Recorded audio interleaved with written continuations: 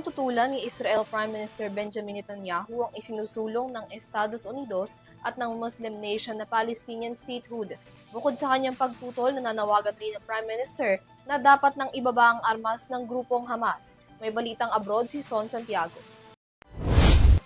Iginiit ni Israeli Prime Minister Benjamin Netanyahu ang pagtutol ng Israel sa pagbuo ng Palestinian statehood. Sa kanyang post sa social media kahapon, sinabi ni Netanyahu na hindi nagbabago ang kanyang oposisyon sa Palestinian statehood. Binigyan din niya na dapat na magdisarma ang Hamas, isang bagay na tutol ang grupong militante. Ayon sa report ng Reuters, ang pahayag ni Netanyahu ay kasabay ng pag-endorso ng Estados Unidos at ilang Muslim nation sa isang draft UN resolution na naglalatag ng roadmap tungo sa Palestinian statehood. Ito ay isa sa mga pangunahing punto ng US brokered Gaza Peace Plan.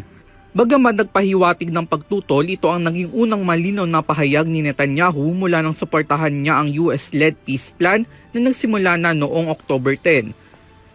Matatanda ang ayon kay US President Donald Trump kasama sa 20-point peace plan ang pagbuo ng isang international at transitional na Board of Peace na mamamahala sa rebuilding ng Gaza. Bukod pa rito ang umiiral na hostage prisoner exchange at peace withdrawal ng Israeli forces. Ang espesipikong planong ito mariin na tinututulan ng ilang ministers ng Israel. Nangangamba kasi sila na magbubukas lamang ito ng pinto sa isang mas malawak na Hamas-led state. Bago pa man kasi ang naging pahayag ni Netanyahu, naglabas na rin ang magkakahiwalay na mensahe sa social media ang defense at finance ministers ng Israel na tumututo sa anumang hakbang tungo sa isang Palestinian state at tinuudyok pa si Netanyahu na i-reject ito. Sa kabilang banda naman, patuloy pa rin ang makaiilang karahasan sa ilang bahagi ng Gaza kahit na may umiiral na kasunduan. Ayon sa Gaza Health Ministry, mahigit 69,000 Palestinians na ang nasawi mula nang magsimula ang opensiba ng Israel 2 taon na ang nakalilipas.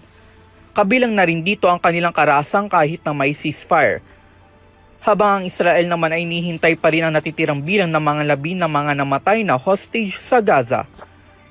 Para sa EuroTV News, ako si Son Santiago, sumasaludo sa bawat Pilipino.